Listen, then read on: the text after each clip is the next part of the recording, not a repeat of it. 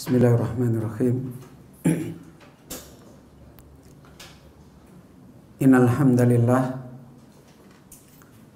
nahmaduhu wa nasta'inuhu wa nastaghfiruh wa na'udzu billahi min syururi anfusina wa sayyiati a'malina. Man yahdihillahu fala mudilla lahu wa man yudlil fala hadiya lahu. Wa asyhadu an la ilaha illallah wahdahu la syarika lah. Wa asyhadu anna Muhammadan abduhu wa rasuluh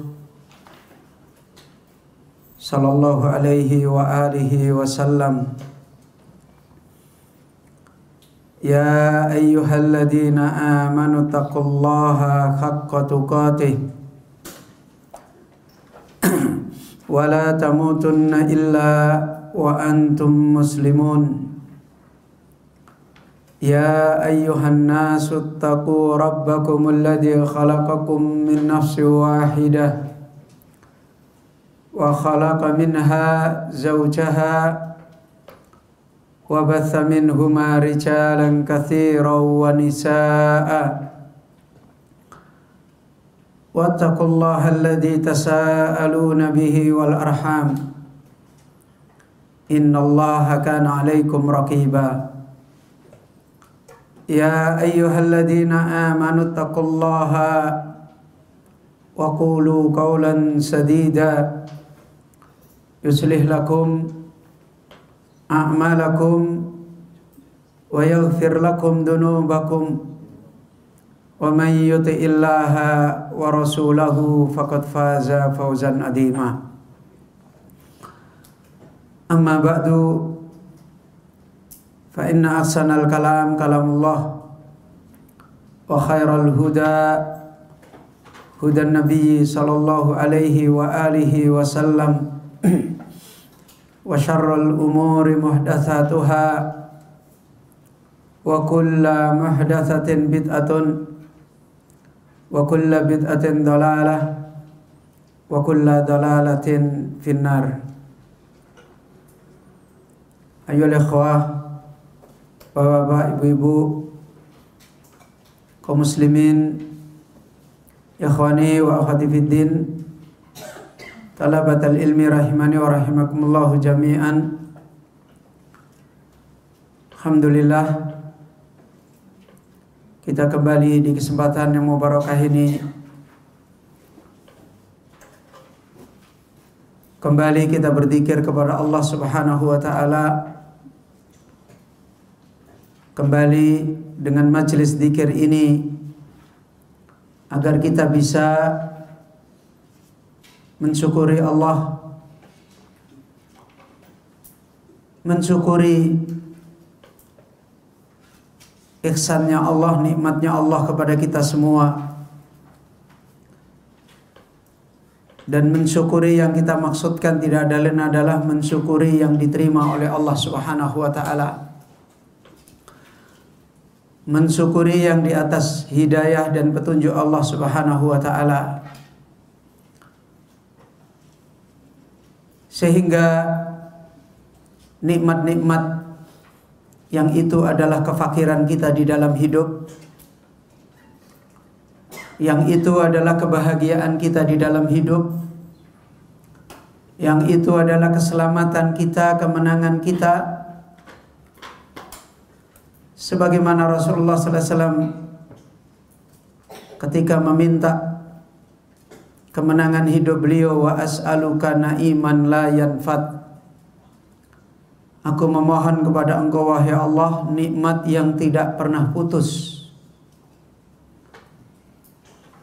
Permintaan untuk meraih kehidupan yang mulia, kehidupan yang meraih kemenangan, dan itu hanya datang dari Rabbul Alamin. Dan permintaan ini kembali kepada apakah jalan kita di dalam mensyukuri nikmat diterima oleh Allah Subhanahu wa taala. Karena Allah Azza wa Jalla sudah mengingatkan bahwasanya ada orang yang bersyukur yang diterima syukurnya. Allah memberikan batasan orang-orang yang mereka bersyukur kepada Allah Azza wa Jalla dan syukurnya diterima oleh Allah Subhanahu wa taala. Dan kemudian dari penerimaan syukur ini Allah berbuat kepada hamba yang bersyukur dengan semua kebaikan-kebaikan yang Allah berikan. Sebagaimana kata Allah, "Wa man aradal akhirah wa sa'alaha sa'yaha." Jalan syukur yang dimaksudkan oleh Allah adalah orang yang kehidupannya dia adalah menjadi abnaul akhirah. Kehidupannya di dunia termasuk golongannya orang-orang yang hidupnya hanya mempersiapkan dan menyongsong cita-cita besarnya, yaitu akhiratnya. Sebagaimana kata Allah, "Wa man aradal akhirah." Siapa yang dia di dalam hidupnya menginginkan akhirat, wa sa'alaha sa'yaha, kemudian yang dilakukan di dalam hidup, yang dijalani di dalam hidup, yang ditempuh di dalam hidup, sa'yaha, yaitu perjalanan akhirat. Cita-citanya menyongsong akhirat dan perjalanannya adalah perjalanan akhirat. Itu yang disebut oleh Allah orang yang dinilai melakukan syukur kepada Allah Azza wa Jalla.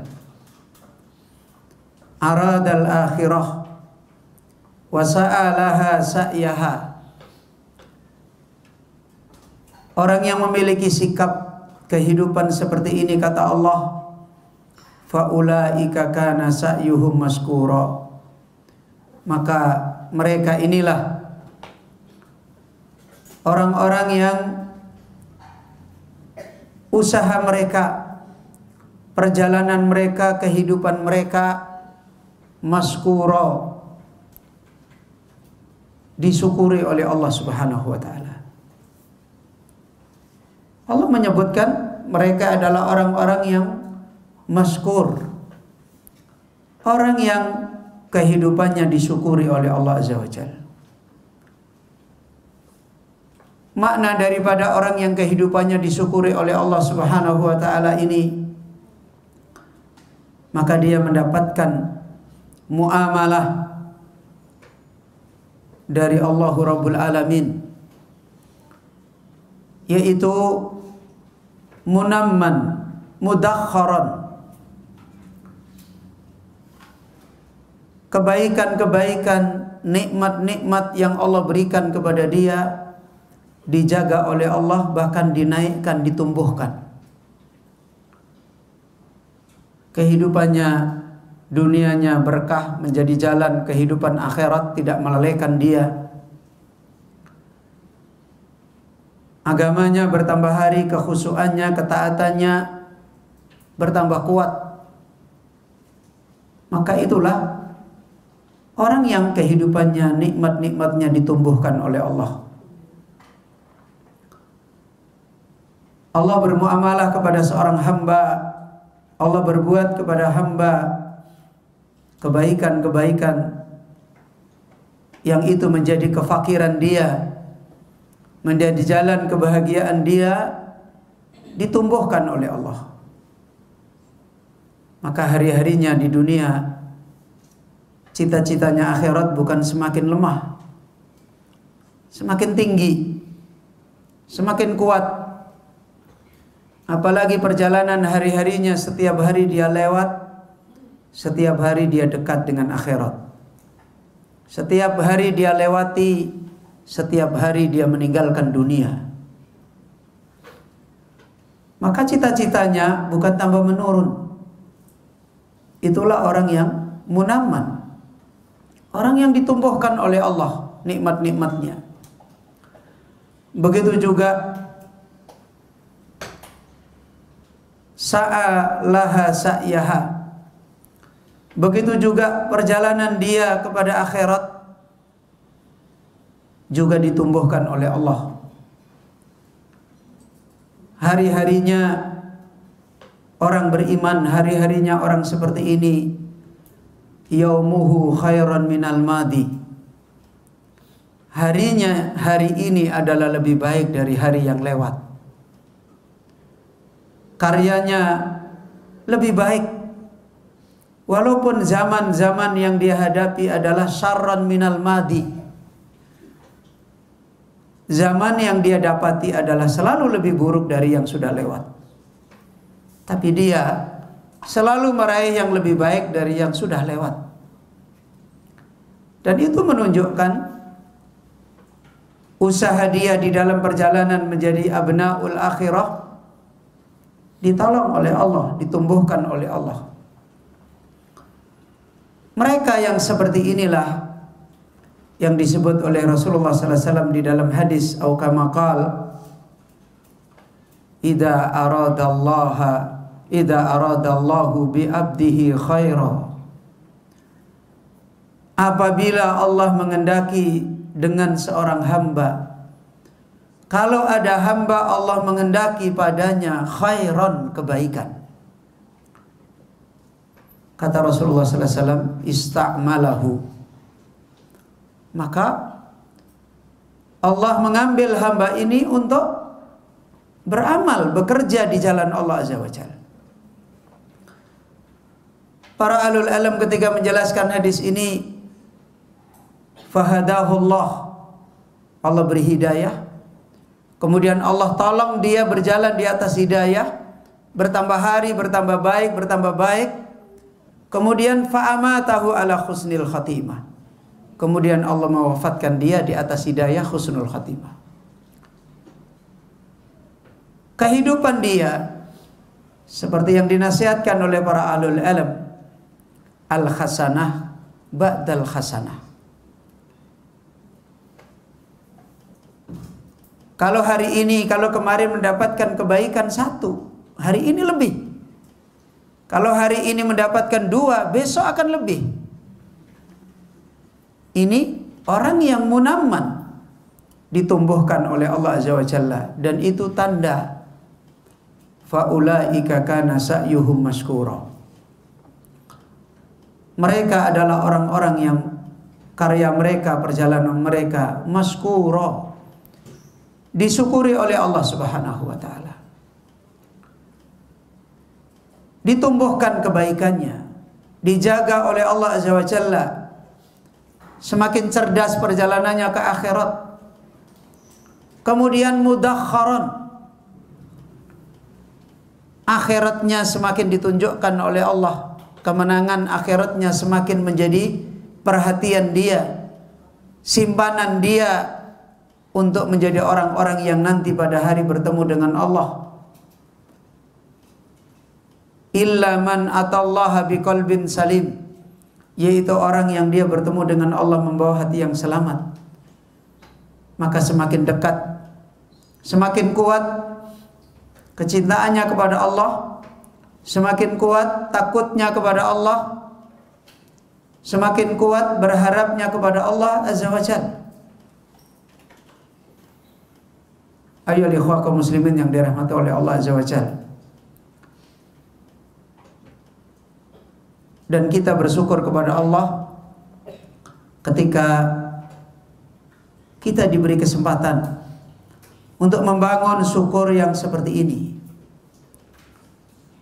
yaitu ketika kita senantiasa ditolong oleh Allah Azza wa Jalla untuk diberi kesempatan kepada wasilah yang paling besar menjadi hamba yang seperti ini. Ketika kita ditolong oleh Allah punya kehidupan dengan ilmunya Allah,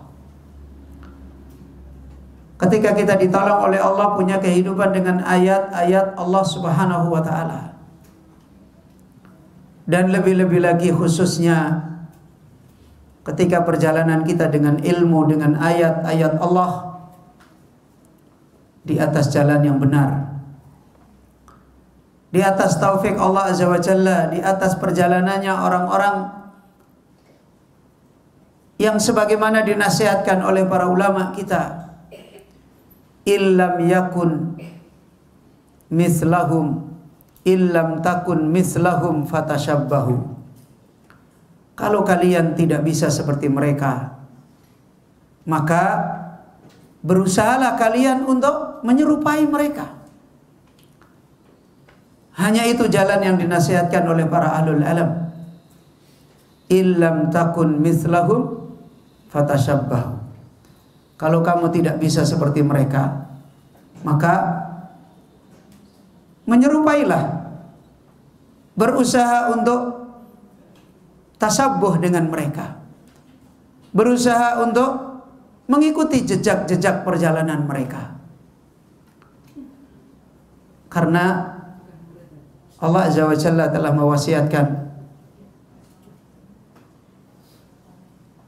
terkait dengan jalan untuk menuju kepada kemenangan tersebut. Kata Allah Rabbul Alamin, wa anna hadha sirati mustaqima fattabi'uhu wa la tattabi'us subula. Dan sesungguhnya ini adalah jalanku, mustaqiman, lurus, fattabi'uhu, ikutilah, wa la tattabi'us subula, jangan mengikuti jalan-jalan yang lain. Fatafarraqa bikum an sabilih, maka jalan-jalan yang lain itu akan menjadikan kalian bercerai, kalian berpecah dari jalan Allah Subhanahu wa taala. Ayo ikhwah, kaum muslimin, bapak ibu yang dirahmati oleh Allah Azza wa Jalla, mengingatkan kepada kita semua, hamba-hamba Allah yang perjalanan mereka telah diridhai oleh Allah. Allah menyebut mereka di dalam kitabnya. Allah menyebut mereka sebagai orang-orang yang telah selamat. Bahkan di antara mereka, pribadi-pribadi mereka, langsung diberikan kalimat-kalimat bahwasanya mereka adalah orang-orang yang berhasil mendapatkan kemenangan di jalan ini. Siapa mereka? Tidak ada lain adalah awwaluha, generasi awalnya umat ini. Di zaman terbaik, di dalam mereka menempuh hidayah, di dalam mereka menjalani menjadi abnaul akhirah. Mereka hidup di zaman yang paling baik. Yang Rasulullah SAW bersabda, khairuha awwaluha. Paling baiknya umat ini adalah orang-orang awalnya. Dan Nabi SAW juga menyebutkan, au kama qala, khairun nas qarni. Sebaik-baik manusia adalah generasiku. Mereka hidup di zaman terbaik dan mereka menjadi orang yang dipilih terbaik. Allah menyebut mereka secara pribadi dan secara golongan dengan sanjungan, dengan sebutan-sebutan di mana Allah Azza wa Jalla memuji mereka adalah orang-orang asfiya, orang-orang bersihnya Allah Subhanahu wa taala. As-sabiqunal awwalun minal muhajirin wal ansar walladzina tabauhum bi ihsanin radhiyallahu anhum wa radu'an. Bagaimana Allah menyebut mereka? Orang-orang yang as-sabiqun, orang-orang yang terdahulu. Al-awwalun, yaitu orang-orang yang awal. minal muhajirin, dari orang-orang muhajirin, wal ansar, dan dari orang-orang ansar, walladzina tabauhum bi ihsanin, dan orang-orang yang mengikuti mereka dengan baik. Apa kata Allah? Radhiyallahu anhum wa radu an. Allah ridho pada mereka. Ayo ikhwah. Bagaimana ada manusia yang Allah katakan Allah ridho kepada mereka? Sebuah urusan besar. Hari ini saja manusia saling berlomba untuk mengaku mempunyai agama yang baik dan dibesarkan oleh orang. Padahal tidak ada satupun dalil. Mereka disebut di dalam Al-Quran bahwasanya Allah ridho pada dia. Hari ini manusia bertemu dengan orang-orang yang berurusan dengan agama. Sebagiannya dibesarkan, sebagiannya membesarkan, karena di antara mereka mempertunjukkan bahwasanya mereka ini orang yang agamanya paling hebat. Dan orang pun tersedot ke sana, padahal tidak ada satu pun dalil. Kita lihat kadangkala hari ini ada seorang yang menyampaikan agama Allah dikelilingi ribuan manusia, jutaan manusia, dan manusia membicarakan sepertinya dia orang besar. Ya. Bahkan kita pun mungkin disibukkan berkomentar tentang dia. Padahal tidak ada satupun dalil kalau dia adalah Allah ridho pada dia. Enggak ada. Kita ketika mendengar al-muhajirin wal ansar as-sabiqun al-awwalun, jelas-jelas Allah Azza wa Jalla mengatakan radhiyallahu anhum. Allah ridho pada mereka. Tidakkah berita besar ini memenuhi akal kita, hati kita?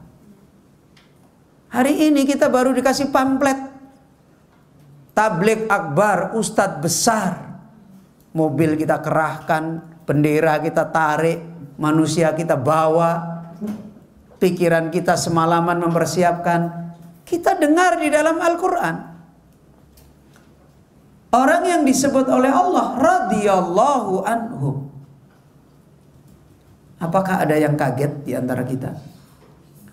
Apakah kemudian akal kita ini dipenuhi dengan kesibukan memahami muhajirin, ansor, dan hati kita terbawa ini di antara mereka? Bahkan Allah Azza wa Jalla menyebutkan di dalam ayat yang lain, kullan wa'adallahul husna. Seluruh mereka ini Allah janjikan surga. Jelas sekali, ini Al-Quran. Dan kita semua, sebesar apapun hari ini, tokoh-tokoh orang di dalam beragama, tidak ada yang disebut oleh Allah di dalam Al-Quran wa'adallahul husna. Gak ada. Ya. Kalau toh Allah menjanjikan orang mukmin yang menjalani imannya tidak disebut secara langsung seperti mereka. Allah menyebutkan, bahkan Rasulullah sallallahu alaihi wasallam mengatakan Abu Bakar fil jannah, Umar fil jannah, Utsman fil jannah, Ali fil jannah. Kenapa kita berbicara seperti ini? Ayo ikhwah. Di saat yang sama begitu besar beritanya Allah Subhanahu wa taala tentang mereka. Namun saat haji wada mereka semua bergetar, gemetaran. Mereka semuanya ketakutan. Mereka semuanya mengkhawatirkan agama mereka. Duh, padahal mereka ini seperti ini. Mereka punya nama besar di Al-Quran. Namun pada saat haji wada, Sebagaimana ketika itu Irbad bin Sariyah radhiyallahu an meriwayatkan berita tentang wasiat-wasiat Rasulullah sallallahu alaihi wasallam kepada mereka. Irbad bin Sariyah mengatakan, wa'adana Rasulullah sallallahu alaihi wasallam mau'idatan balighatan. Saat itu Rasulullah sallallahu alaihi wasallam telah memberikan nasihat, memberikan peringatan kepada kami, kepada kita semua dengan nasihat yang sangat mendalam. Mau'idah balighah, nasihat yang sangat berat. Padahal mereka adalah orang-orang yang nama besar agama mereka sudah dijamin di dalam Al-Quran. Apalagi ahli Badr. Sampai di dalam hadis qudsi Allah berfirman kepada ahli Badr, "I'malu ma syi'tum faqad ghafartu lakum." Silahkan kamu berbuat apa saja, sungguh aku Allah telah mengampuni dosa-dosa kalian. Itu hebatnya mereka.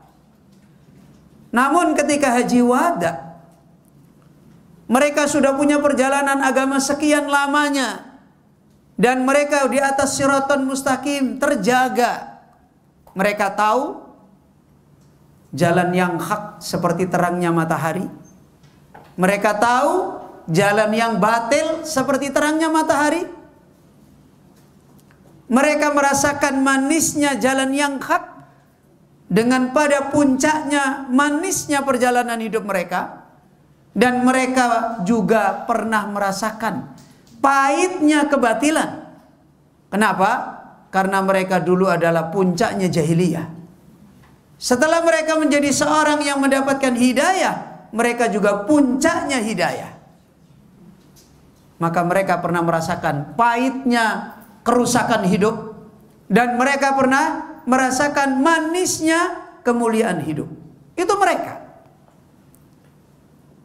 Namun demikian, ketika Rasulullah sallallahu alaihi wasallam, sebagaimana dalam riwayat Irbad bin Sariyah, wa'adana Rasulullah sallallahu alaihi wasallam mau'idatan balighah.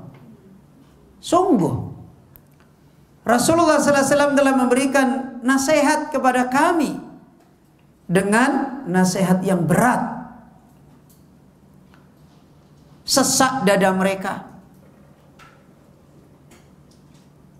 Kemudian mereka mengatakan, kata Irbad bin Sariyah, darafat minhal uyun wa wajilat minhal qulub. Air mata kita keluar mengalir semua. Wa wajilat minhal qulub. Hati-hati kita gemetaran semua. Kenapa? Mereka ketakutan. Apanya yang mereka takutkan? Berubahnya hidayah mereka. Ya, berubahnya hidayah mereka. Mereka takut kalau pahitnya jahiliyah kembali mereka dapat. Mereka takut kalau manisnya kehidupan hidayah kehilangan kembali. Ini yang mereka rasakan. Inilah orang-orang yang disebut oleh Rasulullah sallallahu alaihi wasallam wa qulubuhum wajilah. Allah Azza wa Jalla menyebut mereka, hati-hati mereka bergetar. Pada saat itu Aisyah radhiyallahu an, istri beliau sallallahu alaihi wasallam, ketika mendengar ayat wa qulubuhum wajilah, hati mereka selalu gemetaran. Kata Aisyah, apakah dosanya banyak? Kok mereka ketakutan begitu? Kata Rasulullah sallallahu alaihi wasallam kepada Aisyah, bukan begitu wahai putrinya Abu Bakar Siddiq. Justru mereka adalah orang yang agamanya paling hebat, tetapi mereka takut kalau tidak diterima oleh Allah Azza wa Jalla. Ini orang-orang yang siddiqin, orang-orang yang benar perjalanan hidayah mereka. Dan seperti ini sifatnya orang-orang beriman yang siddiqin, yang benar perjalanan iman mereka. Sebagaimana Al-Imam Ibnu Rajab Al-Hambali rahimahullah di dalam kitab Bayan Fadli Ilmi Salaf ala Ilmi Khalaf, beliau menyebutkan al-mu'min yakhafunan nifaq wal munafiq la yakhafunan nifaq. Orang mukmin itu hari-harinya ketakutan kalau dia itu terkena munafik. Kalau orang munafik itu hari-harinya dia tidak merasa khawatir kalau dia itu terkena munafik. Justru dia merasa aman dengan agamanya. Apa yang ditakutkan para sahabat? Kok sahabat mengkhawatirkan perjalanan agama? Merasakan hatinya gemetar, merasakan air matanya keluar. Nasihat apa yang disampaikan oleh Rasulullah SAW? Ternyata nasihat berubahnya jalan hidayah. Ternyata nasihat kegagalan hidayah di tengah-tengah hidayah. Dulu ada sebuah peribahasa, apa? Ayam mati di lumbung padi. Ya kan? Jadi apa itu? Kebangkrutan yang luar biasa. Ya, di lumbung padi penuh dengan padi kok mati? Ya. Gimana? Ya. Fa inna lillahi wa inna ilaihi raji'un. Sudah jadi orang Islam, sudah ada Al-Quran, ada Sunnah, ada ngaji, ada segala ulama juga ada, bangkrut agamanya. Fa'naudzubillah min dzalik. Dan ini yang dikhabarkan oleh Rasulullah SAW. Dan ini yang menjadi perhatiannya Rasulullah SAW. Ya. Makanya perjalanan orang, perjuangan manusia menjemput hidayah dengan menjaga hidayah adalah lebih besar menjaga hidayah. Hari ini kita sering diberitakan ada ustadz membimbing orang masuk Islam. Banyak kan? Dari belum lama ini dari negeri ateis, dari Korea, sekarang lagi viral, ada seorang wanita masuk Islam. Ya. Kita bersyukur banyaknya manusia menjemput hidayah kepada Islam. Tapi kadangkala kita sedih. Setelah dia jadi Muslim, apakah dia ketemu jalan-jalan hidayah di dalam Islam? Ya. Ujung-ujungnya ketemu politikus, ujung-ujungnya ketemu alul hawa, ujung-ujungnya akidahnya ketemu Mu'tazilah, ketemu Khawarij, ketemu Syiah, ketemu Jabariyah, ketemu Qadariyah. Senyuman pada waktu masuk Islam pertama kadang meneteskan air mata. Di tengah jalan pun yang didapati jadi lain. Ya. Akhirnya malah menjadi bintang film tidak sadar. Malah masuknya di hitam putih.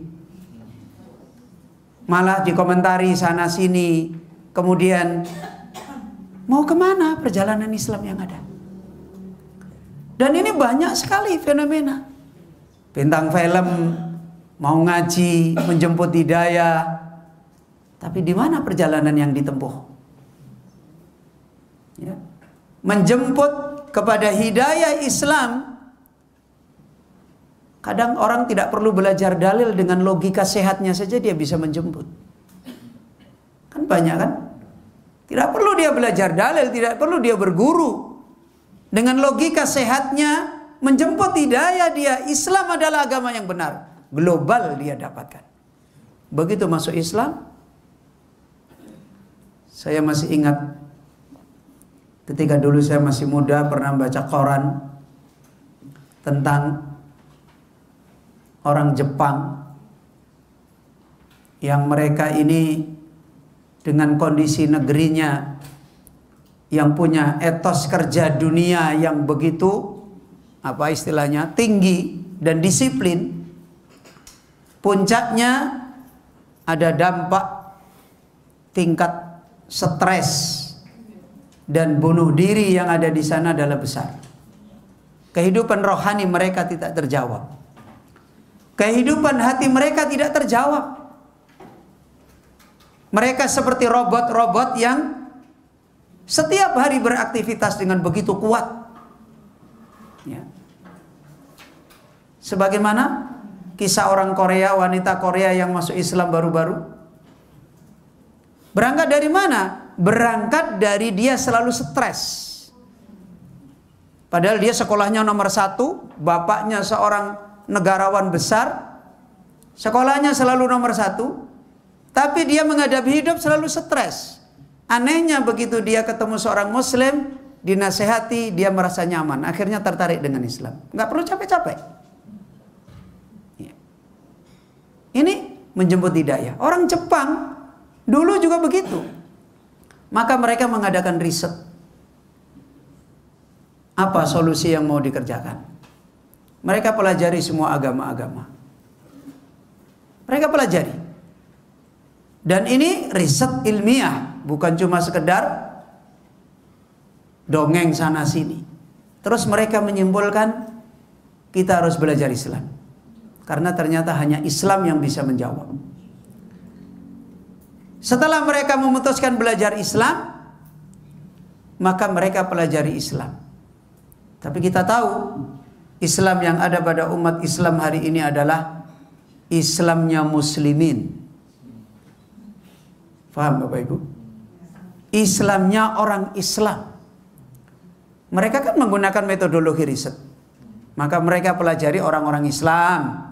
Maka ketemu di Afgan, ketemu di Irak, ketemu di sini, di sini, di sini, di sini. Apa yang dia dapat? Akidahnya beda-beda. Ya kan begitu kan? Apa yang didapat? Fikihnya beda-beda. Ya kan? Apa yang didapat?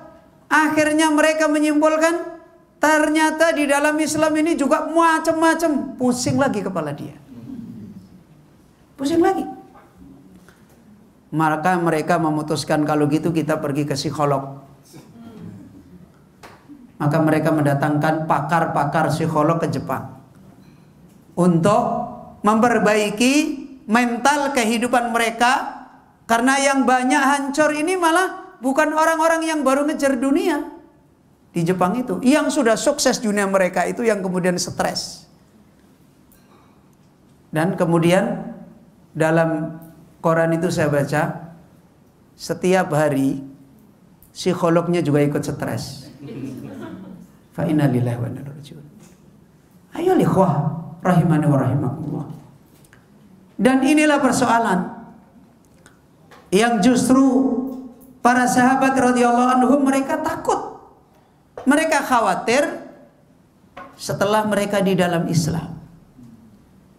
Karena ternyata justru perjalanan menjaga meraih hidayah di dalam Islam ini perjalanan besar, perjalanan berat. Kalau tidak, kenapa Rasulullah sallallahu alaihi wasallam paling banyak berdoa, Rabbana la tuzigh qulubana ba'da id hadaitana. Duh, sudah diberi hidayah. Wahai Allah, la tuzigh qulubana, jangan engkau palingkan hati kami. Ba'da id hadaitana, setelah engkau berikan kami hidayah. Ini doa yang paling sering dibaca oleh Rasulullah sallallahu alaihi wasallam. Beliau sallallahu alaihi wasallam selalu baca, ya muqallibal qulub tsabbit qalbi ala dinik. Wahai zat yang membolak-balikkan hati, tetapkan hatiku di atas agamamu. Maka mereka para sahabat ketika mendengar ini dinasihatkan oleh Rasulullah sallallahu alaihi wasallam. Apa nasihat Rasulullah sallallahu alaihi wasallam? beliau menerangkan tentang Da'ul Din, penyakitnya agama. Apa kata beliau sallallahu alaihi wasallam? Fa innahu may ya'is minkum fasayara ikhtilafan katsira. Nanti kalian yang hidup setelahku akan mendapati agama ini ikhtilafan katsira. Metode di dalam agama macam-macam. Dengan metode di dalam agama macam-macam, madrasah juga macam-macam. Pengajaran juga macam-macam. Duat, para dai juga macam-macam. Dan ini yang diberitakan oleh Rasulullah. Yang Nabi sallallahu alaihi wasallam ketika memberitakan ini bukan memberitakan kabar gembira, tapi memberitakan kabar bencana. Kalau tidak, kenapa sahabat sampai sedih? Kalau kabar gembira mestinya mereka kemudian makan-makan bareng-bareng di situ. Ini kabar kesedihan. Ketika mereka diberitakan kalian akan menyaksikan ikhtilafan katsira. Perbedaan di dalam agama, bukan di dalam dunia ini yang dibicarakan oleh Nabi. Begitu agama yang mereka miliki berbeda-beda. Apakah yang dimaksud oleh Nabi ketika Nabi sallallahu alaihi wasallam memberitahu kepada para sahabat agama, kalian akan melihat perselisihan banyak pada kalian, itu yang dimaksud adalah orang Islam dengan yang non-Islam? Bukan. Orang Islam sesama orang Islam. Yang dibicarakan adalah agama mereka. Berarti nama mereka masih sama, Muslim semua. Tapi agama mereka apa? Berbeda-beda. Kalau agama mereka berbeda-beda, maka akidah mereka berbeda-beda, tauhid mereka berbeda-beda, hukum mereka bisa berbeda-beda, ya. Cara-cara mereka beribadah kepada Allah bisa berbeda-beda. Mereka semua mengatakan berjuang, ternyata juga berbeda-beda. Mereka menyebut dakwah Islam, ternyata beda-beda. Mereka menyebut amar ma'ruf nahi mungkar, ini bahasa Islam, tapi kenyataannya beda-beda. Mereka menyebut menuntut ilmu, kenyataannya beda-beda. Ikhtilafan katsira. Dan sahabat ketika mendengar nasihat ini, mereka keluar air matanya. Berarti sebelum itu agama mereka satu atau beda-beda? Satu. Ya.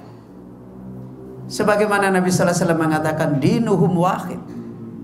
Kalau agama mereka satu, madrasah mereka berarti satu. Metodologi mereka juga satu. Kalau tidak, pasti begitu madrasah beda, agama yang mereka dapati pasti beda. Dan ini yang dikabarkan oleh Nabi. Dan Nabi memberitakan ini sebagai Da'uddin, sakit penyakitnya agama. Pada waktu Rasulullah sallallahu alaihi wasallam memberitahu sahabat seperti ini, apakah Rasulullah sallallahu alaihi wasallam waktu itu memberitakan nanti Al-Quran kalian itu beda-beda? Apa begitu? Sampai hari ini saja Al-Quran masih sama, ya kan? Ya. Apakah Nabi memberitakan nanti hadis-hadis kalian berbeda-beda? Enggak. Sampai hari ini mana ada orang menolak Sahih Bukhari? Mana ada orang menolak Sahih Muslim? Nggak ada tuh. Kalau begitu apa yang berbeda? Pemahaman mereka. Padahal Qurannya sama, hadisnya sama. Pemahaman yang mereka dapatkan beda-beda. Dari mana pemahaman beda-beda? Jelas metodologinya pasti beda, gurunya pasti beda, madrasahnya pasti beda. Dan itu Nabi memberitahukan sebagai sebagai penyakit. Dan itu ditunjukkan sikap para sahabat radhiyallahu anhum, darafat minhal uyun wa wajilat minhal qulub.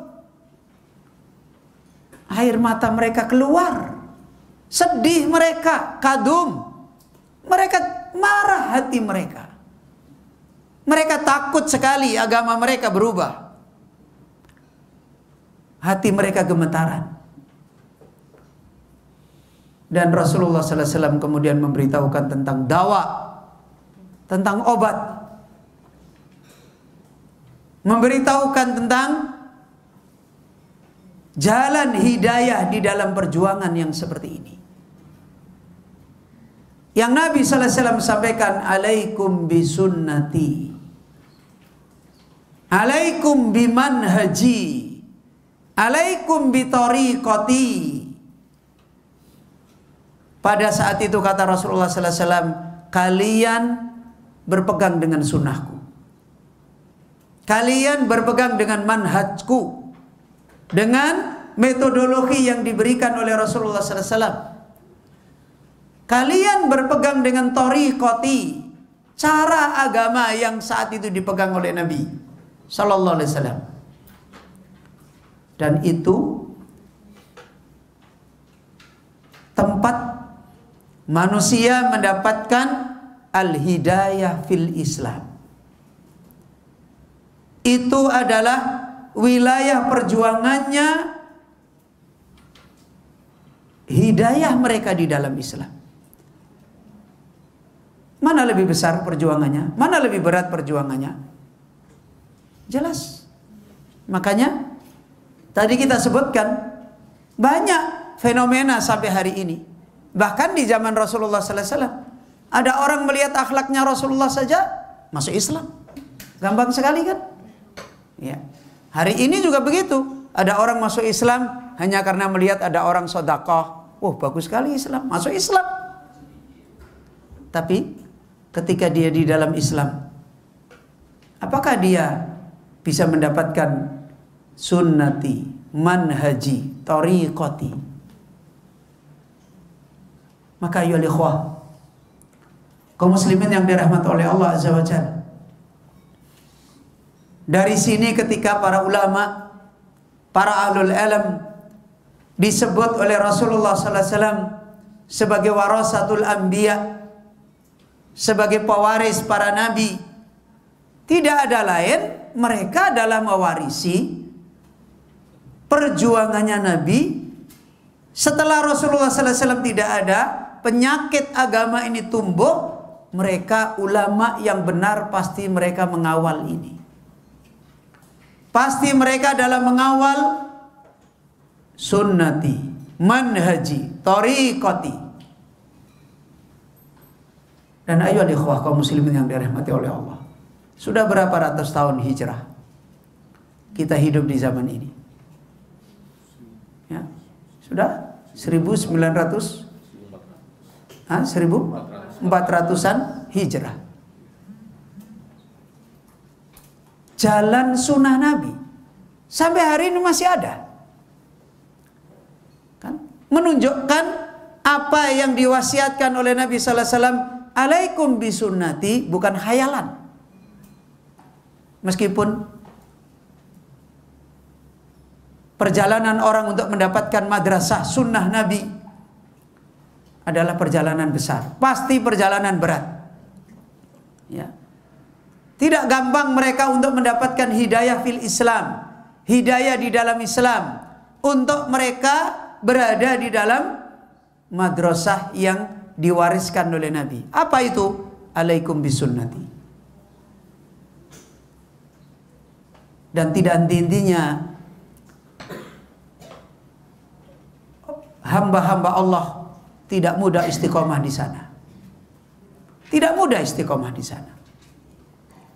Kenapa? Karena kasratul fitan wa dha'ful qalbi. Karena fitnah sudah menjadi sunnah kauniyah banyak. La ya'ti zamanun illa kana syarran minal madi. Tidak datang sebuah zaman kecuali zaman itu lebih buruk. Berarti sunnah, fitnah bukan berkurang, bertambah. Di saat yang sama, dha'ful qulub, lemahnya hati manusia. Dari mana hati manusia lemah? qillatul ilmi, qillatul din, qillatul iman. Sedikitnya ilmu, sedikitnya agama yang dimilikinya, sedikitnya iman. Maka lihat, terus menerus fitnah menyihir manusia. Karena itu di antara ulama sunnah memberikan nasihat yang paling mulia. Tidak ada kebahagiaan bagi seorang, lebih-lebih lagi bagi anak-anak yang mereka tumbuh di dalam hidayah. Awal mereka tumbuh di dalam hidayah, mereka bertemu dengan ahli sunnah. Mereka bertemu dengan ulama sunnah. Mereka bertemu dengan ahli ilmu di atas sunnah. Sampai-sampai sebagian mereka mengatakan, kalau kalian bertemu dengan seorang ahli sunnah di negeri timur, sampaikan salam saya. Ini peringatan-peringatan dari perjuangan mereka. Karena sihir-sihir fitnah tidak henti-hentinya menfitnah orang-orang yang lemah hatinya. Kenapa sihir fitnah itu masih terus ada? Kenapa? Kalau kita dikatakan, loh Al-Quran kita kan sama. Oh iya ya, sihir fitnah. Loh, wong kita juga masih ngikuti Nabi Muhammad SAW. Oh iya ya. Loh ustadz kami juga ahli sunnah loh. Nggak hanya ustadzmu aja loh. Oh iya. Ya. Nama-nama, bendera-bendera yang dikasih nama-nama masih banyak. Dan orang karena dhaful ilmi, dhafu din, dhaful akidah, qillatul ilmi, orang seringkali begitu mendengar nama selesai. Beda dengan orang yang punya data yang kuat. Ya kan beda. Misalnya aja kita sekarang lihat. Kalau misalnya seorang yang belajar S1 dikasih tahu ini kerupuk. Oh iya ya, bagus ya kerupuk, selesai. Tapi kalau yang sudah S3, ini kerupuk. Ah beneran. Coba tak cek dulu data saya tentang kerupuk. Oh enggak, ternyata itu bukan kerupuk, itu gembus. Beda kan? Kenapa? Karena S3 datanya lebih banyak, S1 datanya baru global-global. Maka terjadilah fitnah dan fitnah dan fitnah dan fitnah. Ya. Sehingga banyak orang, kata beliau Syekh Salim bin Id Al-Hilali, ketika menerangkan agar para penuntut ilmu mereka mengambil sikap seperti sikapnya Al-Imam Ibnu Umar. Ketika Ibnu Umar itu masih kecil, berarti sudah jadi imam belum? Belum, masih jadi penuntut ilmu. Saat itu beliau berada di majelis ilmu bersama dengan murid-murid Rasulullah sallallahu alaihi wasallam, sahabat-sahabat besar. Ada Abu Bakar, ada Umar, ada Utsman dan sebagainya. Dan saat itu Rasulullah sallallahu alaihi wasallam sedang mengajarkan ilmu dan bertanya kepada mereka tentang orang mukmin itu. Diumpamakan Nabi sallallahu alaihi wasallam seperti pohon yang daunnya tidak gugur. Kemudian Rasulullah bertanya kepada sahabat, pohon apa itu? Dan satu pun tidak ada yang tahu. Ibnu Umar ngomong sendiri, saya tahu apa yang dimaksud oleh Rasulullah sallallahu alaihi wasallam. Tapi istahyaitu, saya malu. Saya malu untuk menjawab. Wa ana gulam, karena saya anak yang baru mau balik di tengah-tengah sahabat kibar. Maka saya diam dan saya tidak menjawab sampai Rasulullah sallallahu alaihi wasallam menyatakan hiyan nakhlah, itu pohon kurma. Persis seperti yang saya pahami. Dan Syekh Salim bin Id Al-Hilali ketika mengomentari akhlaknya Ibnu Umar, seperti inilah akhlaknya orang-orang yang mereka tumbuh di dalam ilmu yang benar, agar mereka tidak masuk di dalam pelukannya orang-orang yang mereka ini musang tapi berbulu harimau. agar mereka ini nanti tidak masuk kepada pelukannya orang-orang yang berpenampilan pakai baju harimau tetapi sebenarnya dia itu tikus. Fa inna lillahi wa inna ilaihi raji'un. Dan itu fitnah yang terus terjadi. Maka kaum muslimin Bapak Ibu yang dirahmati oleh Allah Azza wa Jalla, demikianlah kita lihat sekarang perjalanan orang di dalam menjalani menjemput hidayah fil Islam. Al-fitnah katsirah, al-madrasah katsirah, ad-du'at katsirah. Fitnah begitu banyak, madrasah begitu banyak, dai begitu banyak, dan seringkali kita lupa tentang madrasah sunnah. Seringkali kita tidak tahu perjalanan kita di dalam hidayah. Makanya lihat, hari ini kalau orang berbicara ngaji sunnah hari ini jauh sekali dengan zaman saya awal-awal ketemu sunnah. Sangat jauh. Ya. Beberapa waktu yang lalu ketika saya datang di Sulawesi dan kebetulan istri saya ikut, sambil di perjalanan ngelihat, dia mengatakan, kok sekarang masyarakat melihat orang pakai hijab seperti ini udah biasa ya. Di mana-mana kita dapati, bahkan di kampung-kampung orang pakai hijab. Ya. Zaman dulu kita pakai hijab satu Sulawesi Tenggara satu. Kita setiap kali naik mobil tidak ada mata berkedip. Semua memelototin kita, melihat kita. Begitu kita jalan ke pasar, semua mata melihat. Itu sekarang kalau bicara ngaji. Sekarang kalau bicara bahasa nama sunnah, berhamburan. Tapi lihat qulubun nas, lihat uqulun nas, lihat khayatun nas, lihat hati manusia, lihat akal manusia, lihat perjalanan hidup manusia. Ada yang berubah apa? Bahkan keruwetan demi keruwetan. Hari ini kita tersenyum dengan sunnah yang kita jalani, besok kita sakit hati. Bertambah hari kita menjalani sunnah, bertambah banyak kata-kata yang tidak baik. Akal kita tambah keruh. Dan semuanya ini adalah apa yang dinasihatkan oleh Rasulullah sallallahu alaihi wasallam. Fasayara ikhtilafan katsira.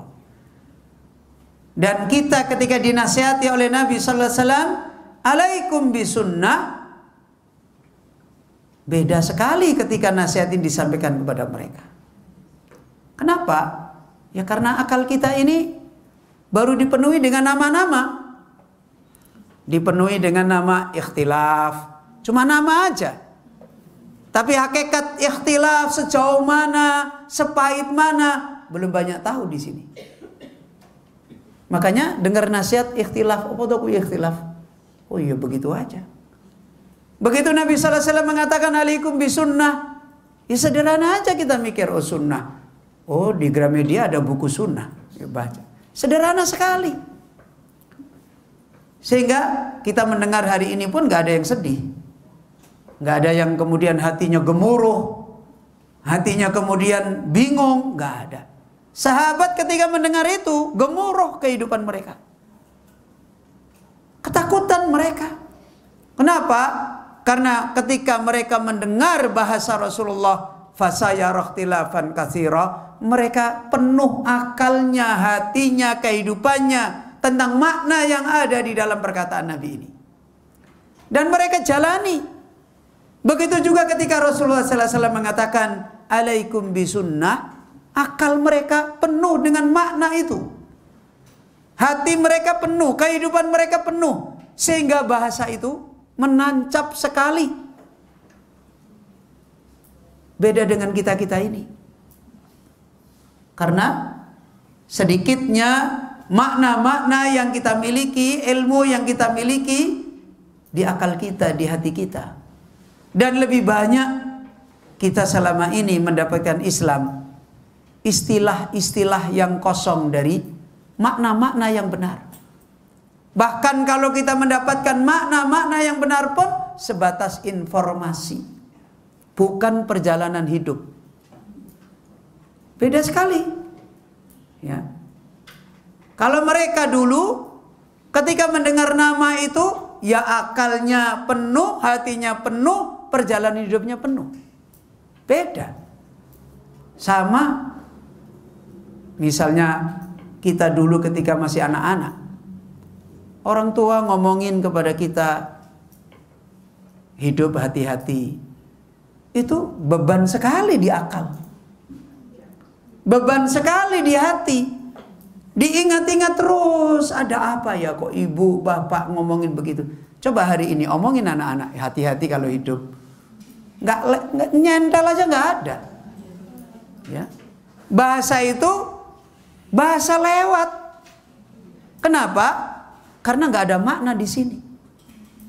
Nggak ada makna di dalam hati, nggak ada makna di dalam hidup. Bagaimana mereka bisa memahami kalau hati-hati itu bahasa yang begitu besar? Karena di laptop nggak ada hati-hati. Ya. Di HP nggak ada bahasa hati-hati. Adanya cuma cancel sama next. Nggak ada bahasa hati-hati. Ya. Jadi apa itu hati-hati? Wah, nggak masuk di akalnya. Yang ada yes sama no, cancel, next. Itu yang ada. Nggak nyambung dengan pikirannya. Dikasih hati-hati, ya nggak nyambung. Tahu-tahu kecemplung sumur. Karena hidupnya hanya cancel sama next. Dan anak sekarang jarang cancel, next terus. Ya kan begitu kenyataannya. Akhirnya nggak tahu hidup. Kalimat kebenaran pun lewat ringan sekali. Kayak bahasa yang lewat aja. Sama. Ketika Rasulullah SAW mengatakan kepada para sahabat seperti ini, membekas dalam. Akalnya mikir semalaman pun nggak sampai. Ya. Hatinya pun gemuruh. Kehidupannya pun langsung ingat semua. Ya. Ibarat dia punya rekaman film, diingat semua perjalanan hidupnya. Gimana ya? Kalau sampai itu terjadi begini-begini, besar sekali. Ya. Beda dengan kita-kita hari ini. Ya. Ketemu madrasah sunnah, pakai pamflet. Tablik akbar, ustadz kibar. Habis itu ngaji rame-rame, pawai pakai mobil. Selesai pulang, sudah selesai. Yang membekas pamfletnya, yang membekas ketawanya ustadznya, yang membekas adalah tadi gemuruhnya orang bawa bendera rame-rame. Sudah selesai. Ya. Dan kemudian kehidupannya tidak ada sambungannya, tidak ada bekasnya. Kalimat ini hanya menjadi kalimat seperti perdagangan. Ya. Fa inna lillahi wa inna ilaihi raji'un. Maka ya ikhwah, rahimani wa rahimakumullah. Karena itu begitu madrasah sunnah menjadi rendah, begitu madrasah manhajus sunnah menjadi madrasah yang abu-abu, maka persoalan pertama yang paling abu-abu adalah kehidupan dengan Allah. Ya, kehidupan seorang hamba mengenal Allah, itu yang paling abu-abu pertama. Kehidupan yang paling remang-remang, kebodohan besar yang paling terjadi pada manusia adalah bodohnya dia tidak bisa berbicara tentang Allah. Dan akhirnya tidak punya muamalah kepada Allah yang besar. Nggak ada. Seperti waktu kajian di Banyuwangi kemarin, saya sampaikan, kita sekarang hari ini menyebut nama Allah, iya, Allah. Dulu para sahabat, kalau mereka sholat saja, sampai ada yang pingsan. Mereka sholat itu, menyebut Allahu Akbar itu bisa pingsan. Kenapa?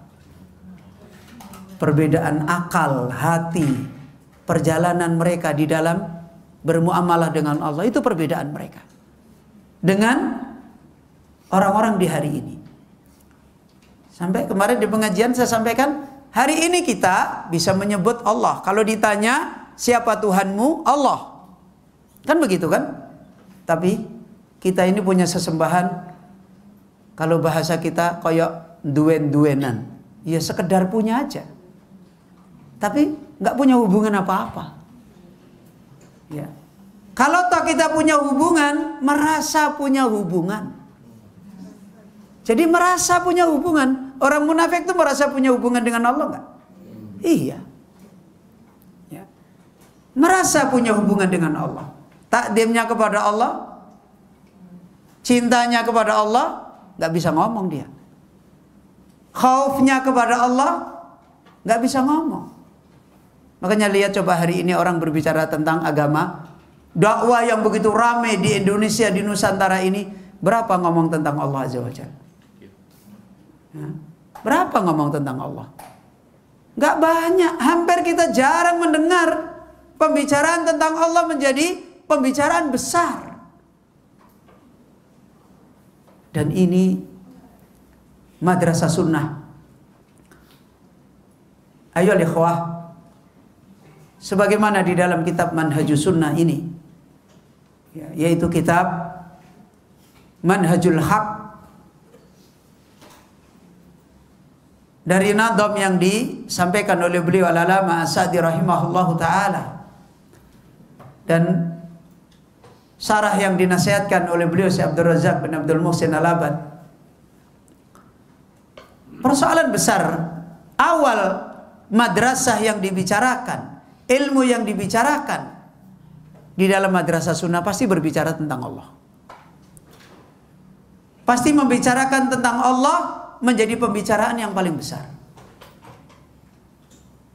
Dan membicarakan tentang kegagalan-kegagalan di dalam berbicara tentang Allah Subhanahu wa taala. Karena ini madrasahnya Ahlus Sunnah yang sebenarnya. Bagaimana mereka ini mendapatkan islah ilmu yang paling besar, karena sudah dipahami oleh para anbiya, berubah-ubahnya madrasah hidayah itu adalah berubahnya madrasah di dalam pengajaran mengenal Allah. Dan Masya Allah, begitu madrasah pelajaran mengenal Allah berubah, hakikatnya nilai agama yang mereka dapatkan berubah semua. Hari ini ilmu tentang akidah sudah mencatat, dan banyak orang pun tahu kalau perjalanan akidah Islam ini muncul kelompok-kelompok manusia. Ada yang namanya Khawarij, ada yang namanya Murji'ah, ada yang namanya Qadariyah, ada yang namanya Jabriyah, ada yang namanya Jahmiyah. Ini sesuatu yang tidak asing bagi orang yang berbicara tentang ilmu, dan khususnya adalah pembicaraan tentang manhaj, tentang akidah. Sesuatu yang tidak asing. Hanya kadangkala orang hari ini ketika membicarakan hal-hal seperti ini, pembicaraan skripsi. Tahu pembicaraan skripsi? Ya, pembicaraan yang ditulis di dalam risalah, diteskan sama orang, dinilai benar, dapat titel, selesai. Dan seakan-akan pembicaraan ini adalah pembicaraan di cloud. Tahu cloud? Pembicaraan di angkasa sana itu loh. Ya. Sehingga orang tidak perlu lagi bicarakan ini di dalam kehidupan pada kaum muslimin dan sebagainya, nggak nyambung. Malah kadangkala ada orang yang mengatakan jangan ngomong itu, nanti tidak orang Islam berpecah belah. Ya. Pinternya orang orientalis. Sebenarnya bahasanya bisa dibalik. Jangan ngomong itu, nanti orang Islam dapat hidayah. Gitu loh. Ya. Jadi harusnya kan begitu. Jangan ngomong itu, nanti kalau ngomong itu orang Islam ini jadi baik semua. Berbahaya. Ya, itu orang orientalis pinternya. Jangan ngomong itu, nanti orang Islam jadi tidak bisa bersatu. Dan sekarang yang tidak ngomong itu bersatu enggak? Podo wae. Ya. Sama. Dan ahlul alam ketika membicarakan ini semua ternyata adalah berangkat dari satu masalah. Bodoh dengan Allah. Usulnya adalah sama. Usulnya mereka adalah jahil dengan Allah Subhanahu wa ta'ala. Ayo lihat kaum muslimin yang dirahmati oleh Allah. Dan ini perbandingan yang besar apa yang sudah dinasihatkan oleh beliau Syekh Sa'di rahimahullah di kajian kita yang lewat. Benda-benda mati saja cerdas kepada siapa? Kepada Allah. Ya. Dan ini bukan berarti benda-benda mati itu ulama. Karena orang sekarang juga lagi viral. Nah, koncone dhewe bantah-bantahan ulama ki sopo. Ya. Mereka makhluk-makhluk yang mati yang tidak punya taklif itu cerdas mengenal Allah. Sehingga mereka mensucikan Allah Azza wa Jalla. Sehingga mereka mensucikan Allah dengan sebenar-benarnya mensucikan. Dan tidak ada satupun makhluk-makhluk yang besar ini kemudian mereka membesarkan selain Allah. Langit membesarkan bumi, bumi membesarkan langit, langit atau membesarkan gunung, gunung membesarkan laut, nggak ada. Mereka semua sepakat. Yusabbihu lillahi ma fis samawati wal ard. Semua yang ada di langit dan di bumi mereka mensucikan Allah Azza wa Jalla semua. Ya. Mereka semua sepakat tentang kebesarannya Allah Azza wa Jalla. Bahkan sikap-sikap mereka sebagaimana dicontohkan, tidak ada satupun mereka menandingkan Allah dengan yang lain. Maka disinilah apa yang tadi diperingatkan, apa yang tadi dinasihatkan, di mana letak manusia banyak mengalami kena penyakit di dalam hidayah, yaitu hidayah fil Islam. Hidayah ketika dia jadi orang Islam ini dapat hidayah enggak? Dan dampaknya persoalan ini adalah apa? Da'ul umam. Apa da'ul umam? Penyakit umat Islam yang sudah diprediksi oleh Rasulullah sallallahu alaihi wasallam. Apa itu penyakitnya? Umat Islam menjadi kaum yang rendah. Dan itu Nabi sallallahu alaihi wasallam yang berbicara. Tada'a alaikumul umam. Ya, kalian dikelilingi oleh bangsa-bangsa lain. Kama tada'al akala ala qas'atiha. Seperti binatang-binatang yang rakus mengelilingi makanan. Sahabat bertanya kepada mereka, awamingkillah, apa kita sedikit? Bal antum yauma idzin katsir. Nabi sallallahu alaihi wasallam, kalian jumlahnya banyak. Ya, kalian itu jumlahnya banyak, walakinnakum gusa. Tapi kalian itu seperti buih. Kagusa isail, seperti buihnya air yang mengalir. Apa yang dibicarakan ketika Nabi sallallahu alaihi wasallam membicarakan ini? Allah Azza wa Jalla menimpakan pada hati kalian. Ini yang dibicarakan. Ya, wala yakdifannallahu fi qulubikum alwahna. Allah menimpakan di hati kalian penyakit wahan. Apa itu penyakit wahan? Hubbud dunya wa karahiyatul maut. Ya. Dan itu penyakit sumber daripada semua penyakit, sumber dari semua dosa, sumber dari semua kemaksiatan. Hubbud dunya wa karahiyatul maut menunjukkan dhaful iman, dhaful akidah, qillatud din, fasadud din. Yang akhirnya umat seperti itu. Apalagi bermanfaat menjadi wasilah kebaikan umat yang lain, dia sendiri saja tidak mendapatkan islah dengan agamanya. Maka Bapak-bapak, ibu-ibu yang dirahmati oleh Allah, ini semua adalah berangkat dari dosa tidak bisa membesarkan Allah. Kegagalan akal kita, hati kita, hidup kita yang sebentar di dunia ini hanya ditugaskan oleh Allah untuk membesarkan Allah. Kita disuruh beriman itu bukan disuruh hanya mengatakan Rabbku adalah Allah, bukan begitu. Ya. Kalimat yang diucapkan oleh orang beriman, Rabbi Allah, nanti pada waktu ditanya malaikat, ya, malaikat Mungkar dan Nakir dalam satu riwayat, orang mukmin bisa mengatakan Rabbi Allah. Itu bukan kalimat yang ada di atas kertas yang dipelajari kita sekarang, itu kalimat kehidupan dia. Kalau kehidupan dia bukanlah kehidupan orang yang iman mereka diterima oleh Allah, dia tidak akan bisa ngomong seperti itu. Dan itu dikaitkan dengan apa yang diraih di hati mereka. Makanya orang yang dia tidak bisa menjawab disebut oleh Allah, oleh Nabi kita. Siapa yang tidak bisa menjawab? Wa ammal murtab. Adapun orang yang ragu-ragu. Ragu-ragu itu penyakit apa? Penyakit ilmu, ya kan? Ragu-ragu adalah penyakit yang ada di hati. Penyakit yang ada di dalam ilmu orang yang tidak mendapatkan hakul yakin.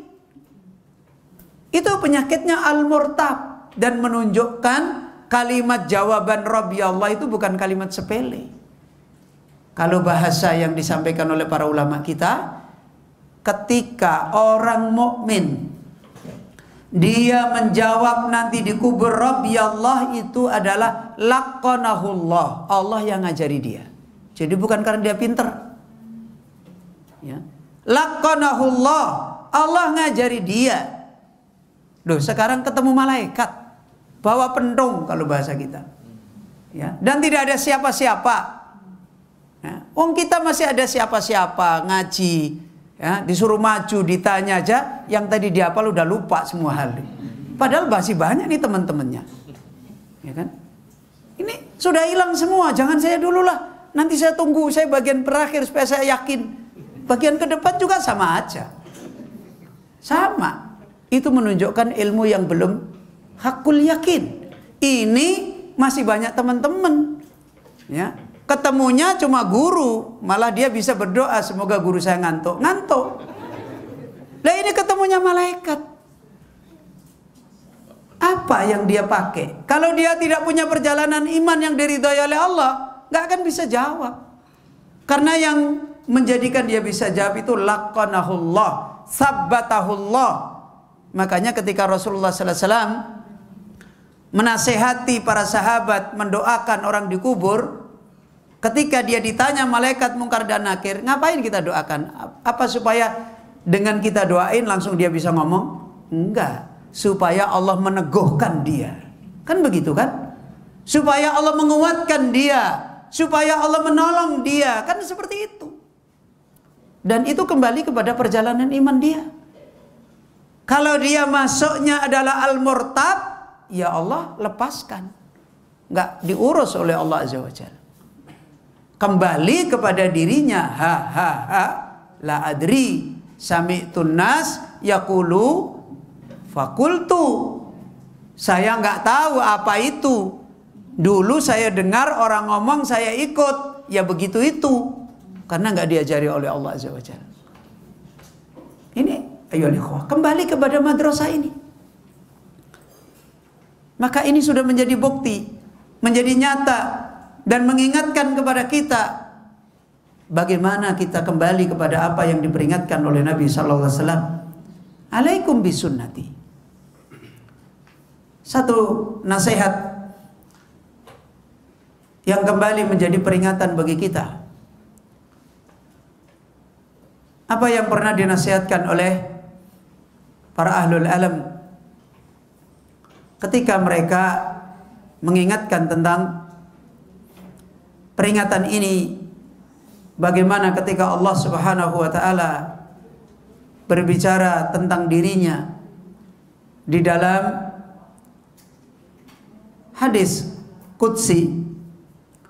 Di dalam hadis qudsi, di hadis yang panjang, Allah Subhanahu wa taala pernah memperingatkan.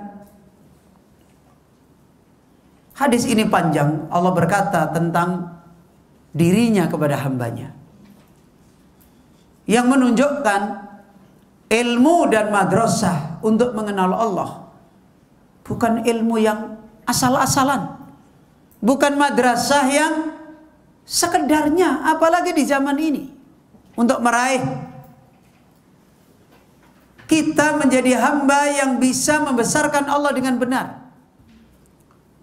Kritikan Allah Azza wa Jalla kepada manusia adalah dalam persoalan ini. Malakum la tarjuna Allah. Kenapa kalian tidak menjadi orang yang berharap kepada Allah? Waqara, dan kalian takut kepada Allah. Dalam hadis qudsi yang panjang, lihat bagaimana Allah mengkhabarkan tentang dirinya. Apa kata Allah Rabbul Alamin? Ya ibadi, lau anna awwalakum wa akhirakum wa insakum wa jinnakum kanu ala atqa qalbi rajulin wahidin minkum ma zada dalika fi mulki syai'a. Lihat bagaimana Allah mengkhabarkan tentang dirinya. Ya ibadi, dalam hadis qudsi yang panjang, wahai hamba-hambaku, sungguh sekiranya seluruh orang awal kalian dan seluruh orang akhir kalian dan seluruh manusia di antara kalian dan seluruh jin di antara kalian. Coba. Kemudian apa kata Allah? Kanu ala atqa qalbi rajulin wahid. Sekiranya semuanya itu menjadi orang yang takwanya paling tingginya, takwanya manusia satu orang. Semua, seandainya semua jadi Nabi Muhammad SAW semua. Bahasa kasarnya seperti itu. Seandainya semua orang awal, orang akhir, semua manusia, semua jin, siapa manusia paling bertakwa? Rasulullah kan? Sekiranya mereka ini jadi Nabi Muhammad SAW semua, kalau bahasa ekstrimnya begitu, maka tidak menambahkan kebesaran kerajaanku. Kaum muslimin Bapak Ibu yang dirahmati oleh Allah, bagaimana Allah mengkhabarkan kebesarannya? Ya. Dan ketika Allah mengkhabarkan seperti ini, tidak lain Allah mengajarkan kepada manusia persoalan besar seorang hamba kepada Allah adalah bagaimana hamba itu mengenal kebesarannya Allah. Dan dari sana agama itu baik, dan dari sana agama itu lurus, dan meninggalkan darinya agama itu berubah. Sebagaimana berubah yang terjadi pada orang-orang dulu. Hal yang demikian juga sebagaimana dinasihatkan oleh para ahlul ilm. Di antara nasihat yang diperingatkan oleh ulama sunnah, khususnya di zaman ini, al-inayatu bidirasati asma'illahi ta'ala wa sifatihi asbahatil yauma wadifatal ulama'i ahli sunnati wal jamaati. Maka di antara nasihat yang diperingatkan oleh para ulama, maka memperhatikan, mementingkan, memprioritaskan belajar tentang Allah, namanya dan sifat-sifatnya hari ini adalah pelajaran yang harus menjadi tugas besar ulama ahli sunnah. Dan otomatis umat ahli sunnah, penuntut ilmu di kalangan ahli sunnah, perhatian yang harus mereka prioritaskan adalah belajar tentang masalah ini. Dan perhatian besar ini dinasihatkan, id a'tau hadal janibal ihtimama al-akbara ala ikhtilafi wadhaifihim al-ilmiyati wad-da'wiyati wat-tarbiyati. Bagaimana mereka harus mempunyai perhatian di sini dengan besar? Mereka mencurahkan sisi mementingkan yang besar untuk memberikan pengajaran-pengajaran tentang Allah, tentang namanya, tentang sifatnya, dengan berbagai macam uslub. Tugas-tugas yang dilakukan ulama semua harus dimasukkan pengajaran tentang ini. Seperti ketika menyampaikan ilmu, memberikan pengajaran yang bersifat ilmiah, ketika menyampaikan dakwah, ketika menyampaikan tarbiyah, semuanya harus fokus memperhatikan di dalam masalah ini. Walam yaktasiru ala dirasatil jawanibid dhihniyati al-mujarradati fakhasbu. Dan untuk mengajarkan ini tidak cukup, ya, tidak cukup hanya memenuhi sisi pengajaran akal saja. Apalagi pengajaran akal, materi tentang ini malah tidak ada, lebih parah lagi. Ya, tidak cukup. Walam yaktasiru ala darasatil jawani biddhniyati al-mujarradah. Tidak hanya cukup hanya seperti ini saja, mempelajari mengenal Allah, namanya, sifatnya.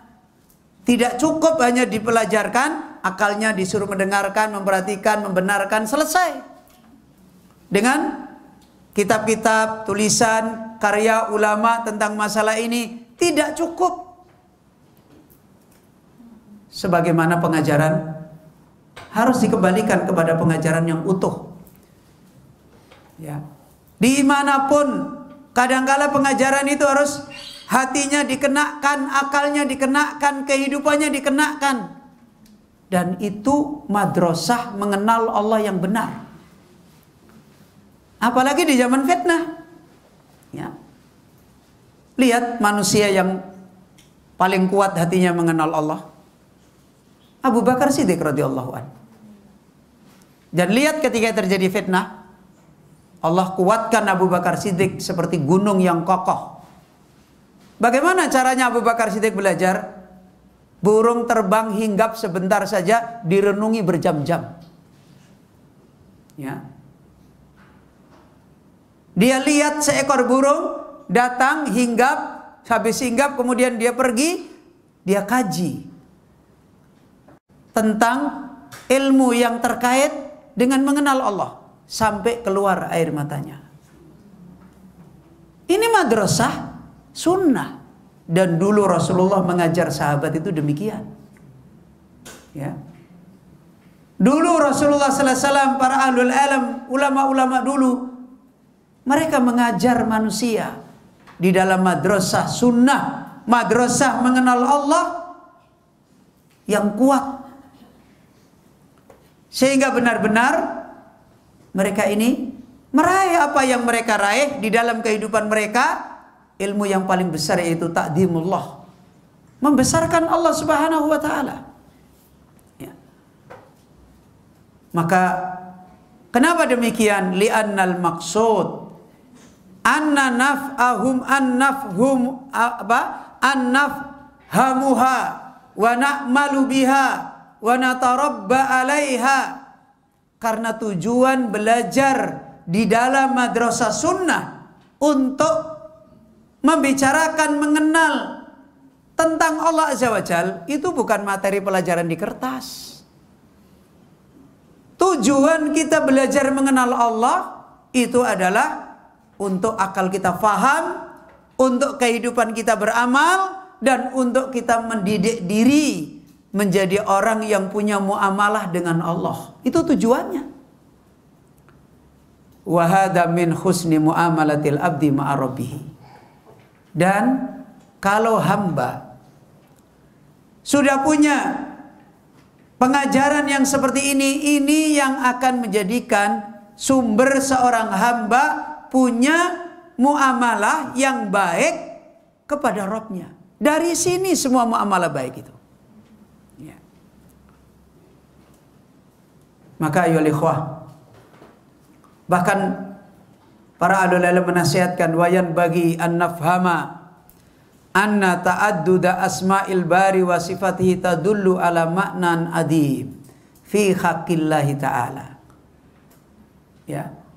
Dan di sini dinasihatkan tujuan kita memahami Allah Azza wa Jalla mengajarkan tentang nama-namanya. Itu semuanya adalah bukan cuma sekedar kita disuruh mengenal Allah punya nama ini, bukan. Ya. Karena nama-nama yang Allah beritakan, bahkan susunan ayat-ayat tentang nama-nama saja mengandung makna-makna yang besar. Sebagaimana di dalam surat Al-Fatihah. Dalam surat Al-Fatihah. Sehingga dikenal nama-nama Allah saja ada yang disebut dengan Asma'u al-Husna al-A'dham. Ada nama Allah yang paling besar. Di antara nama-nama Allah ada nama-nama Allah yang paling besar. Karena apa besarnya nama ini?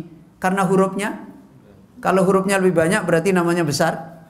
Bukan. Karena apa? Karena makna. Kalau kita tidak mendapati makna, tidak mungkin kita bisa meraih nama ini adalah nama besar. Dan tidak akan berdampak di akal kita, tidak akan berdampak di hati kita, nggak akan berdampak dalam kehidupan kita. Ya.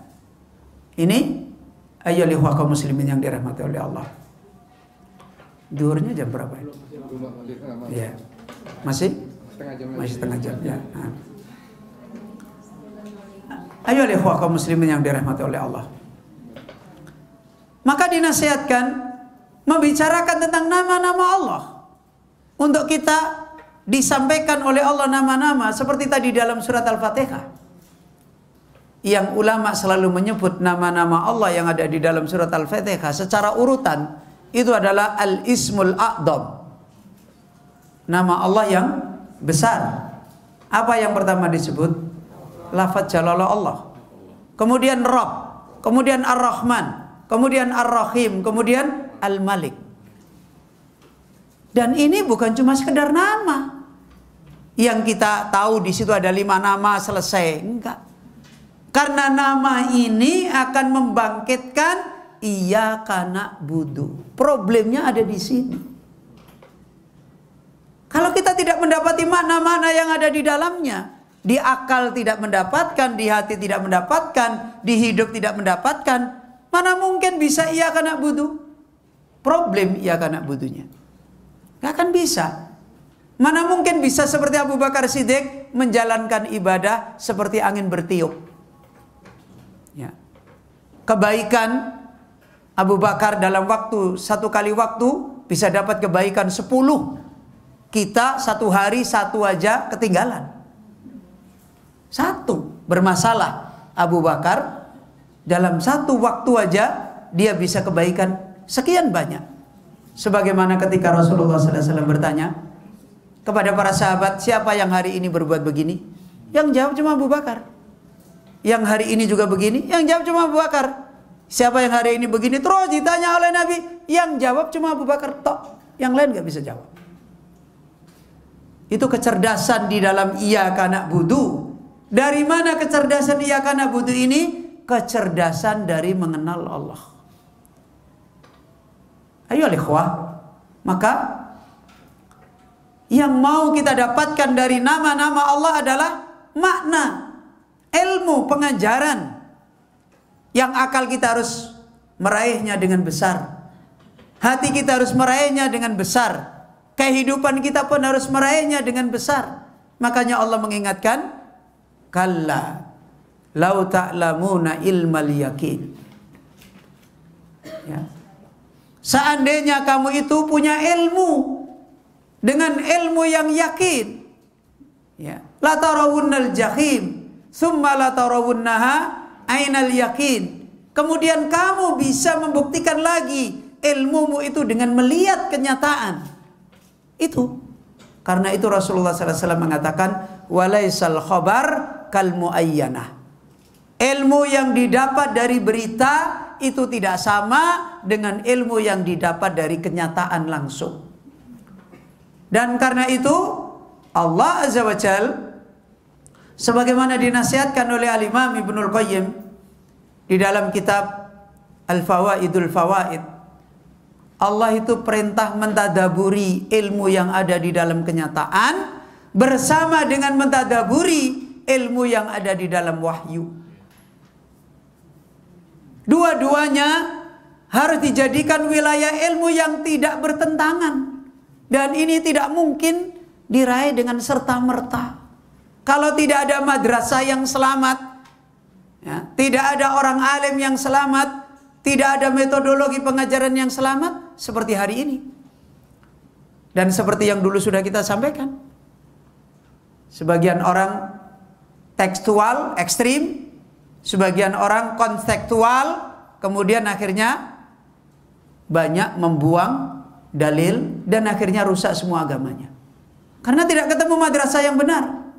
Tidak ketemu mudarris, muallim ala sabili najah.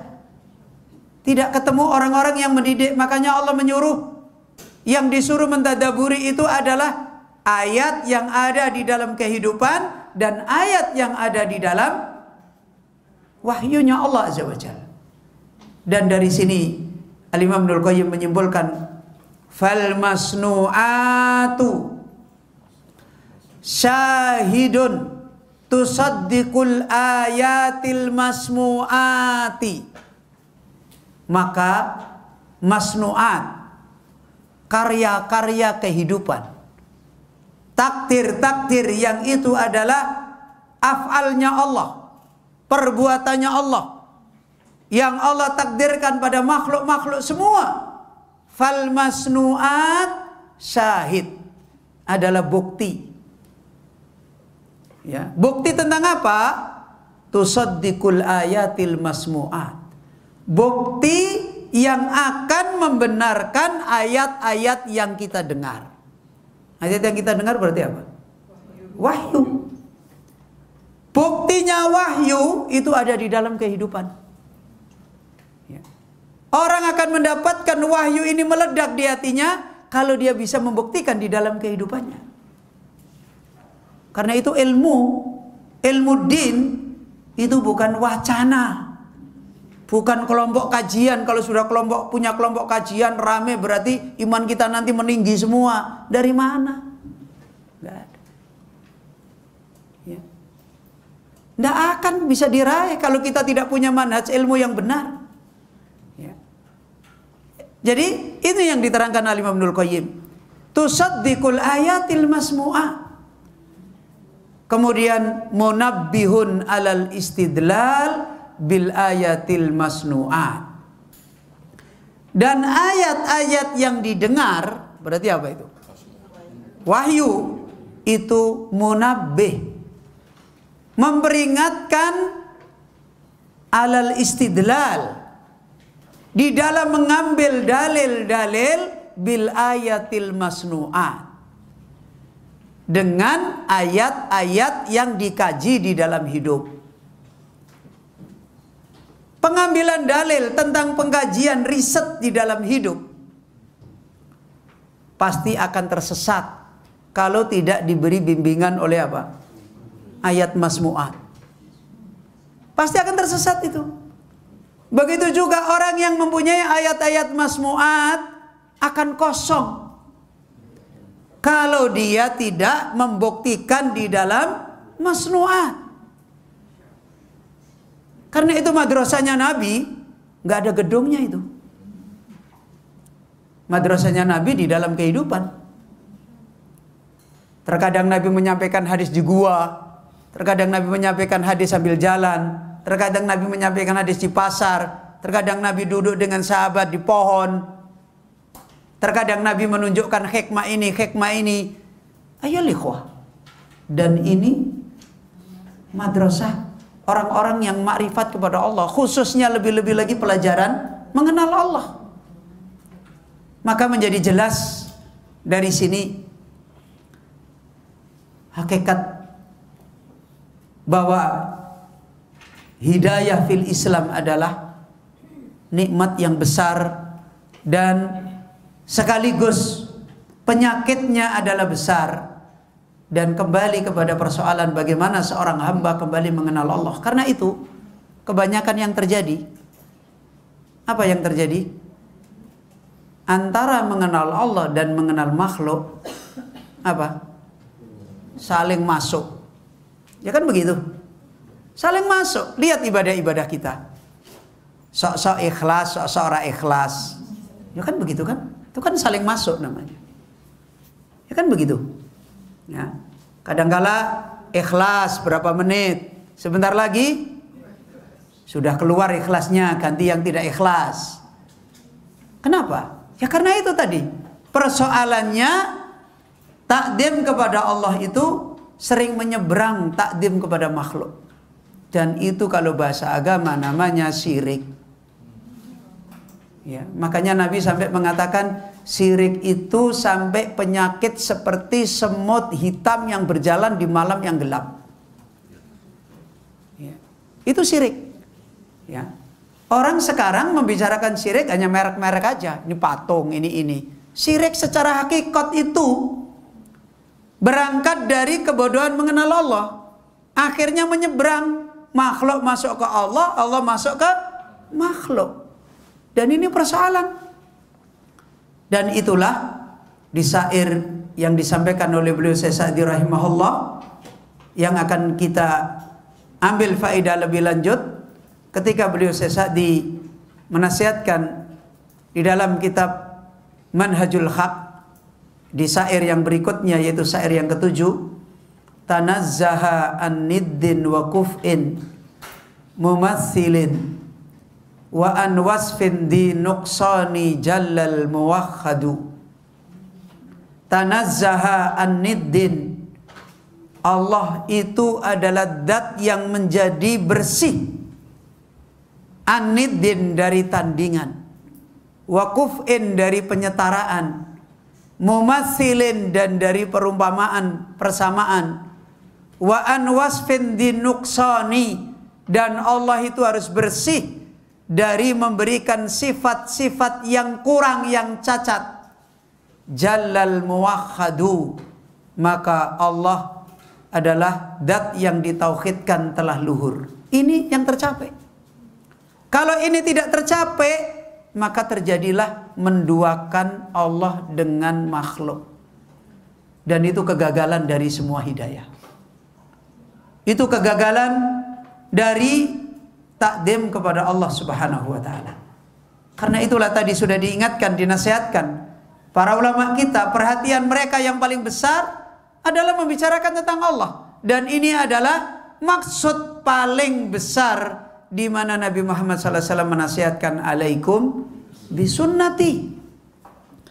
Ukuran madrasah sunnah, ukuran ilmu sunnah ada di sini. Makanya ketika kita jadi penuntut ilmu, perhatian kita untuk mempelajari sunnah Nabi di dalam masalah ini lemah, berantakan. Sebagaimana banyak terjadi, kita dicontohkan oleh para ulama.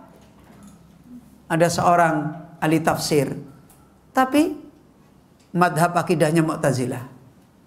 Ahli tafsir, ada seorang, dia ahli meriwayatkan hadis, manhaj akidahnya kuburiyun. Ada orang ahli fuqaha, manhaj akidahnya asobiyun. Banyak sekali terjadi. Kenapa? Ketika madrasah sunnah, khususnya adalah madrasah yang paling besar, yang harus menjadi perhatian para ahlu sunnah, karena dari dulu ahlu sunnah perhatiannya adalah di sini. Perhatiannya adalah di sini.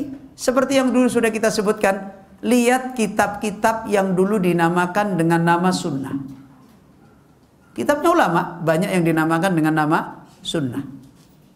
Ya, kitab aslu sunnah, usulu sunnah, shorihus sunnah. Itu nama-nama kitab ulama. As-sunnah. Banyak sekali. Isinya apa di kitab itu? Isinya mengenal Allah. Isinya membicarakan penyimpangan orang-orang di dalam membicarakan Allah.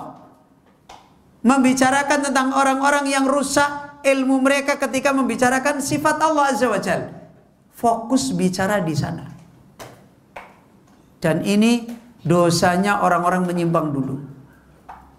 Dari sini dosa mereka kemudian beternak kepada dosa-dosa yang lain. Ya. Dosanya orang Yahudi induknya dari dosa ini. Dari dosa ini kemudian bertelur, berternak, beranak pinak kepada dosa-dosa yang lain. Ketika mereka sudah tidak punya kehidupan muamalah dengan Allah, maka dosa yang lain akan gampang pada mereka. Yufsiduna fil ardi. Mereka membuat kerusakan di muka bumi. Maka ayo ikhwah, Bapak Ibu yang dirahmati oleh Allah Azza wa Jalla, ini yang kita ambil faedah pada muqaddimah, pada masuk bab yang ketujuh, syair yang ketujuh, dan semoga nanti bisa dicetak supaya nyimaknya lebih mudah. Kalau ada catatan bisa dicatat, filenya sudah dikirimkan, dan insya Allah majelis kita akhiri sampai di sini. Semoga Allah Azza wa Jalla memberikan taufik kepada kita semua menjadi hamba-hamba yang ditolong oleh Allah di dalam nikmat Islam, diberi taufik di dalam Islam, dan kita akhirnya menjadi hamba-hamba yang faulaika kana sa'yuhum maskura. Bapak Ibu yang dirahmati oleh Allah, saya mohon maaf jika ada kekurangan dan khilafan. Kita akhiri majelis kita. Subhanaka Allahumma bihamdika, asyhadu an la ilaha illa anta, astaghfiruka wa atubu ilaik.